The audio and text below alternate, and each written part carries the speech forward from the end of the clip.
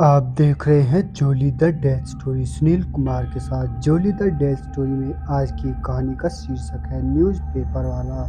Jolie the death story की आज इस कहानी में आगे बढ़ने से पहले अगर आपने हमारा चैनल अभी तक सब्सक्राइब नहीं किया है तो कर ले, साथ ही बेल आइकन भी जरूर दबा दें ताकि हमारे आने वाली वीडियोस की नोटिफिकेशन आपको जल्द मिले। तो चलिए बढ़ते हैं आज की इस कहानी की ओर। सुबह के 9 बजे जब देशराज अपने पेपर डिलीवरी करने के बाद अपने घर वापस लौट रहा था कि तभी देशराज के मालिक ने उससे पूछा, देशराज क्या बात है? मैं पिछले कई दिनों से देख रहा हूँ कि प्रहलाद न्यूज़पेपर डिलीवर करने नहीं आ रहा है। जिस पर देशराज ने अपने मालिक को जवाब देते हुए कहा कि पता नहीं सर, मैं भी पिछले कई दिनों से उससे नहीं मिला। जिस पर देशराज का मालिक उससे अब कहने लगा कि अगर कल भी प्रहलाद पेपर डिलीवरी करने नहीं आया तो उसकी जगह तुम चले जाना। जिस पर देशराज अपने मालिक को हाँ करते हुए घर की ओर चला आया।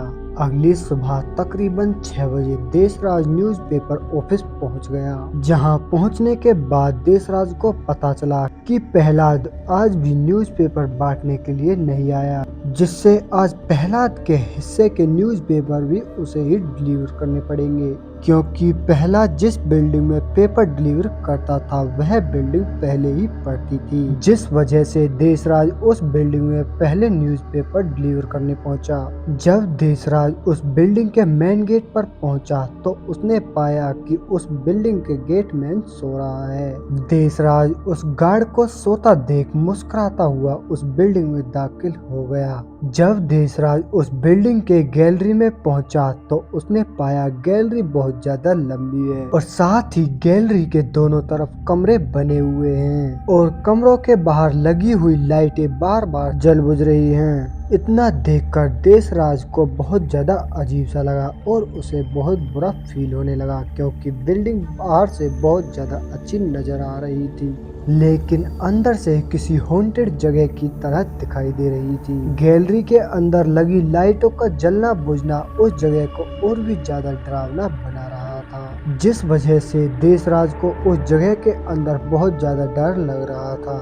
लिहाजन देशराज एक एक करके सभी कमरों के सामने न्यूज़पेपरों को डालने लगा। साथ ही उसकी दिल की धड़कनें भी अब बहुत ज्यादा तेज थी और सभी कमरों के दरवाजे के सामने पेपर डालने के बाद जब वो वापस आ रहा था तो उसकी नजर एक दरवाजे पर पड़ी जिसके सामने रखा न्यूज़पेपर वहां से अब गायब था। तभी उसने पीछे मुड़ के देखा तो सभी दरवाजों के सामने न्यूज़पेपर ज्यों के त्यों पड़े थे, जिस पर देशराज एक पल के लिए सोचने लगा कि सभी दरवाजों के सामने मैंने न्यूज़पेपर तो डाले थे, फिर यहाँ वाला न्यूज़पेपर कहाँ गायब हो गया। लेकिन कुछ देर बाद देशराज मन ही मन कहने लगा कि मुझसे क्या पता जल्दबाजी में छूट गया हो, और इतना कहकर देशराज उस दरवाजे के सामने एक और न्यूज़पेपर डाल देता है और आगे की तरफ बढ़ने लगता है। वो एक कदम आगे बढ़ा ही था कि उसे पीछे से किसी चीज के सरकने की आवाज सुनाई दी। देशराज ने तुरंत पीछे मुड़कर देखा तो वहाँ कोई नहीं था, लेकिन तभी उसकी नजर उस दरवाजे पर गई तो वो न्यूज़पेपर फिर से वहां से गायब था जो अभी उसने वहां पर डाला था। तभी उसने सोचा कि कोई अपने कमरे से बाहर आकर उसे ले गया होगा और वह सरकने की भी आवाज शायद उसी की हो, और इतना कहकर वो वहां से निकल गया। अगली सुबह प्रहलाद ना आने पर जब फिर से देशराज उस बिल्डिंग के अंदर पेपर डिलीवर करने के लिए गया और वही घटना देशराज के साथ दोबारा से होने लगी, जिस पर उसे महसूस होने लगा कि कोई ना कोई गड़बड़ तो यहाँ जरूर है। लिहाजन देशराज वहाँ से किसी तरह निकल आया और आने के बाद वह उस घटना को अपने एक दोस्त से बताता है। देशराज की सारी बातें सुनने के बाद उसका दोस्त उससे कहने लगा, चलो ठीक है, कल चलकर वहाँ देखते हैं। अगले ही दिन देशराज और उसका दोस्त उस बिल्डिंग के गैलरी में पहुंच गए और देशराज अपने दोस्त से कहने लगा कि देख, मैं अभी इस दरवाजे के सामने एक पेपर डालूंगा और तू बस ध्यान से देखना कि पेपर एक साथ कैसे गायब हो जाता है। तभी देशराज उस दरवाजे के सामने न्यूज़पेपर डालकर आगे बढ़ा ही था कि वो न्यूज़पेपर खुद ब खुद उन दोनों की आंखों के सामने सरक कर अंदर चला गया। ये सब देखने के बाद देशराज का दोस्त एकदम चौंक गया और वह देशराज की ओर देखने लगा। साथ ही देशराज भी अब अपने दोस्त से कहने लगा कि देखा ना, मैंने तुझसे कहा था ना कि पेपर अपने आप ही गायब हो जाता है यहाँ से, और तेरी आंखों के सामने वो कैसे अंदर चला गया। देशराज ने अपने दोस्त को फिर से कहा, अच्छा चल, तुझे अभी भरोसा नहीं हुआ, मैं एक बार फिर से करके दिखाता हूँ, मैं एक बार पेपर फिर डालूंगा और वह तेरी आंखों के सामने कैसे गायब होता है।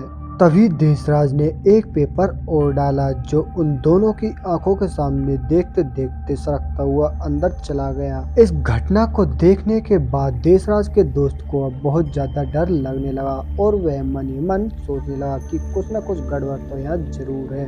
तभी उसका दोस्त देशराज से कहने लगा, देशराज चल जल्दी निकल यहाँ से, यहाँ कोई ना कोई गड़बड़ तो जरूर है। जिस पर देशराज कहने लगा, अरे नहीं यार, दरवाजे के नीचे से देखते हैं, आखिर इस दरवाजे के अंदर क्या है जो न्यूज़पेपर आप ही चला जाता है। अपने दोस्त के लाख मना करने पर भी देशराज ने उसकी एक न मानी और उस दरवाजे के नीचे झुककर उसके अंदर देखने लगा। तभी देशराज अपने दोस्त से कहने लगा, अबे अंदर तो कुछ भी नहीं है। देशराज ने अभी इतना बोला ही था कि अचानक से किसी ने उसकी गर्दन पकड़ ली और घसीटते हुए उसे उस दरवाजे के अंदर की ओर ले गया।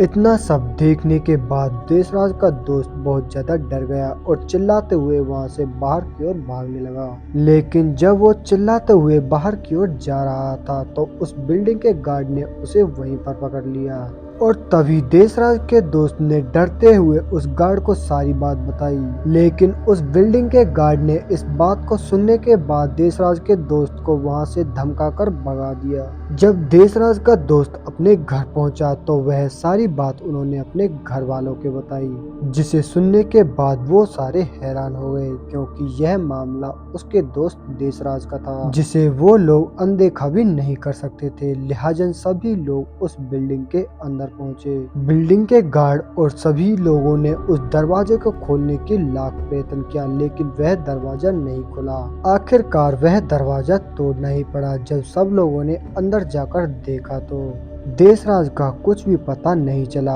और सब लोग इस बात से हैरान थे, आखिर वह गया तो गया कहाँ। तुरंत उन्होंने पुलिस को इन्फॉर्म कर दिया, जिसके बाद पुलिस ने पूरी जांच पड़ताल की लेकिन उसके बाद भी देशराज का कोई अता पता नहीं चला और उस कमरे का वह राज एक राज ही बनकर रह गया। तो दोस्तों, इस कहानी में बस इतना ही। कहानी अगर आपको पसंद आई तो वीडियो को लाइक शेयर जरूर करें, साथ ही हमें कमेंट करके जरूर बताएं। तो मैं आपका दोस्त सुनील कुमार मिलता हूं आपसे बहुत जल्द एक और ऐसी ही सच्ची घटना के साथ। तब तक के लिए बाय एंड टेक केयर।